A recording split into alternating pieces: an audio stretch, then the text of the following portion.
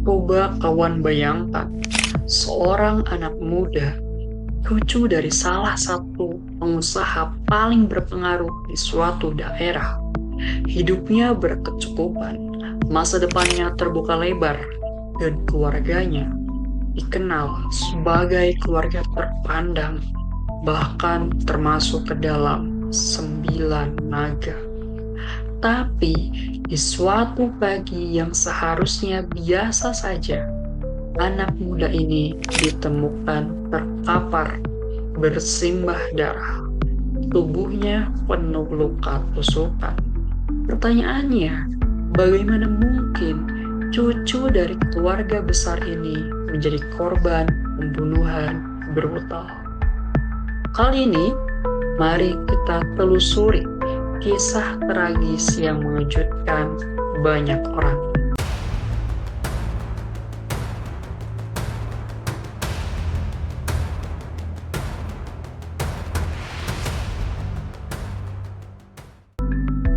Halo kawan, kembali lagi di Storyzel Channel, sebuah channel yang menceritakan kejadian-kejadian mengerikan yang pernah terjadi di seluruh dunia. Ya, sebelum lanjut, jangan lupa untuk like, subscribe, dan share supaya kalian tidak ketinggalan konten terbaru lainnya dari channel ini. Next.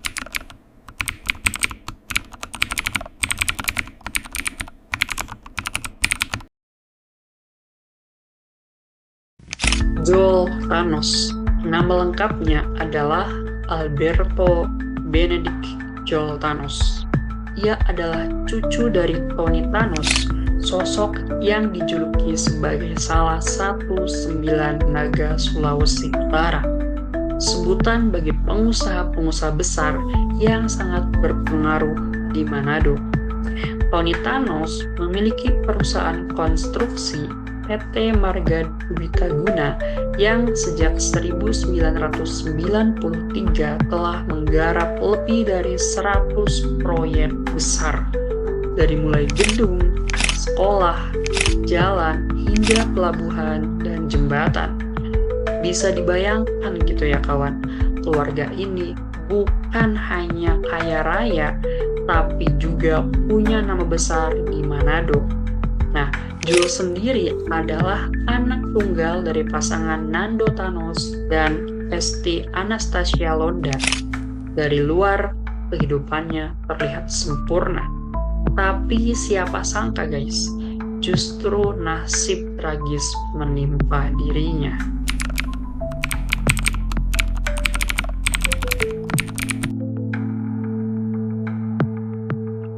Joel diketahui memiliki seorang kekasih berinisial L yang menurut beberapa media dipanggil Steph.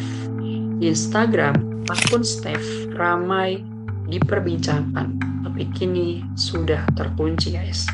Publik kemudian berspekulasi gitu tentang hubungan keduanya. Apakah baik-baik saja atau ada masalah sebelum kejadian ini? Tapi yang jelas, malam kejadian, keberadaan sang pacar menjadi salah satu kunci cerita yang akhirnya menyeret Joel ke takdir yang mengenaskan.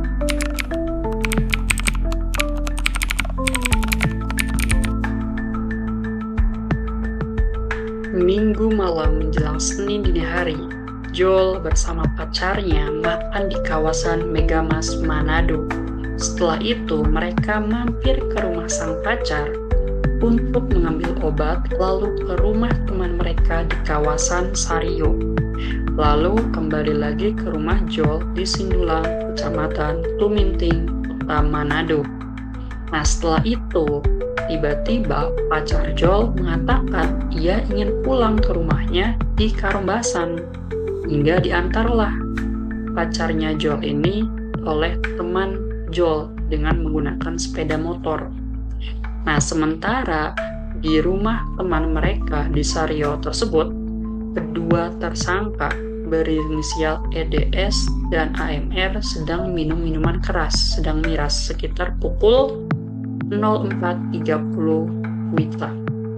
Nah, tersangka EDS sempat pulang terlebih dahulu nih teman-teman ke rumahnya untuk mengambil tas hitam berisi dompet dan pisau badik, entah buat apa gitu kan. Kemudian kembali lagi ke rumah itu dan melanjutkan pesta mirasnya. Nah, sekitar pukul 07.00 waktu Indonesia Timur Tengah, pacar korban dan teman korbannya akan mengantarnya pulang malah singgah di rumah tersebut. Dan pada waktu itu, terdapat beberapa saksi dan kedua tersangka sedang minum minuman keras.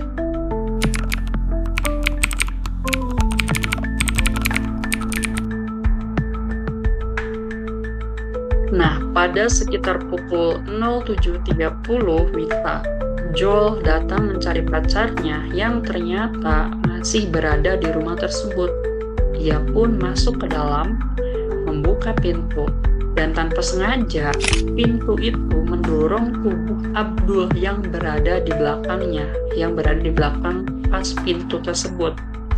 Nah, dari situlah karena sedang berada dalam kontaminasi minuman alkohol gitu ya, percikan api konflik pun itu mulai muncul guys.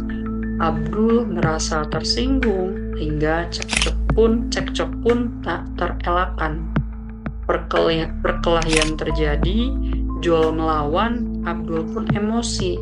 Tapi tiba-tiba Ervan mengeluarkan pisau dari dalam tasnya.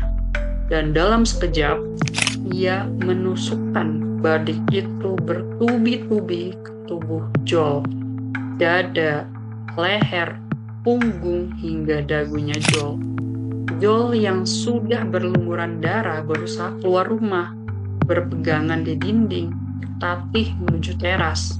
Tapi Abdul bukannya membantu Joel, justru memukul Joel hingga ia jatuh tersungkur.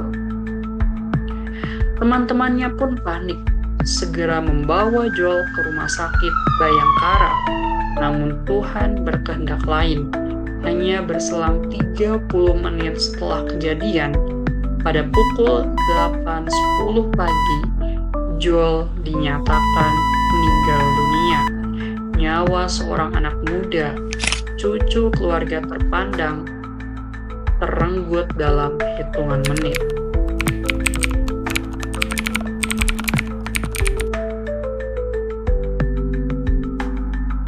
Polisi pun bergerak cepat. Gabungan tim Resmo Polda Sulut, Polresta Manado, dan Polsek Sario langsung melakukan pengejaran. Dalam hitungan jam, Ervan dan Abdul berhasil ditangkap di wilayah Sario. Barang bukti yang diamankan antara lain adalah 2 buah pisau badik, 2 handphone milik pelaku, tas selempang, pakaian korban yang berlumuran darah, dan 2 motor. Kedua tersangka kemudian dijerat pasal 338 KUHP tentang pembunuhan dengan ancaman hukuman maksimal 15 tahun penjara.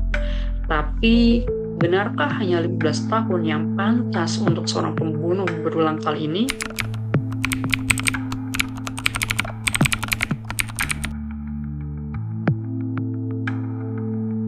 Nah, siapa sebenarnya Ervan Siging, pelaku pembunuhan Joel Thanos? Ternyata pria ini bukan sembarangan kriminal, teman-teman. Ia adalah residivis pembunuhan. Nah, pada tahun 2015 ternyata ia pernah membunuh seorang pegawai bank bernama Brian Rondon Wu. Dan pada tahun 2019 ia kembali menghabisi seorang pengemudi ojek online yang bernama Andriano Manorek. Dan kini di tahun 2025 ia kembali melakukannya. Kali ini terhadap Joel Thanos. Bayangkan teman-teman, 3 kali ia membunuh seseorang. Nah, pertanyaannya, kenapa orang seperti ini bisa bebas berkeliaran, guys? Apakah hukuman sebelumnya terlalu ringan, atau ada celah hukum yang membuatnya bisa lepas lebih cepat? Inilah yang membuat masyarakat geram. Bagaimana bisa seorang yang jelas-jelas berbahaya dibiarkan bebas dan akhirnya memakan korban lagi?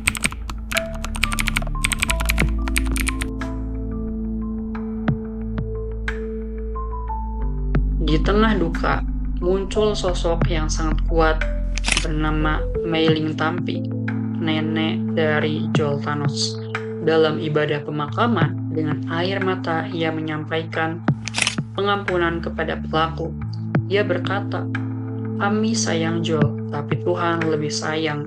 Kami percaya Tuhan yang akan membalas." Sikap ini membuat publik terharu. Bagaimana mungkin di tengah rasa kehilangan cucu tercinta, seorang nenek masih mampu berkata, "Kami mengampuni." Video pengakuannya viral di TikTok dan banyak yang menyebut Mei Ling sebagai contoh keteguhan iman. Namun, di sisi lain, publik tetap menuntut agar hukum ditegakkan seadil-adilnya.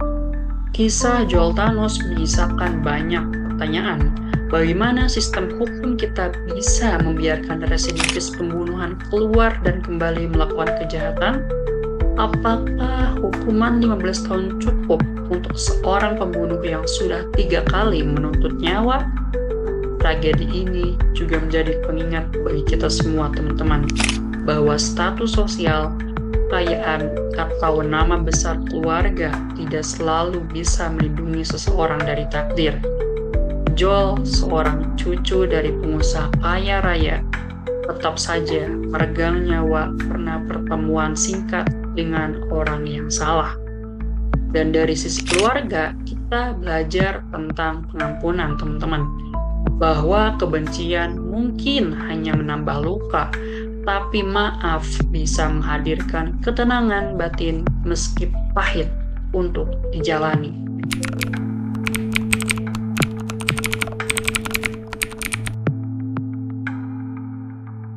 Oke guys, itulah kisah tragis pembunuhan Joel Thanos. Bagaimana menurut kalian? Haruskah seorang pembunuh berulang kali seperti Earvan Singing dihukum seumur hidup, bahkan hukuman mati? Tulis pendapat kalian di kolom komentar dan jangan lupa untuk like serta subscribe agar tidak ketinggalan kisah kriminal berikutnya. Bye-bye.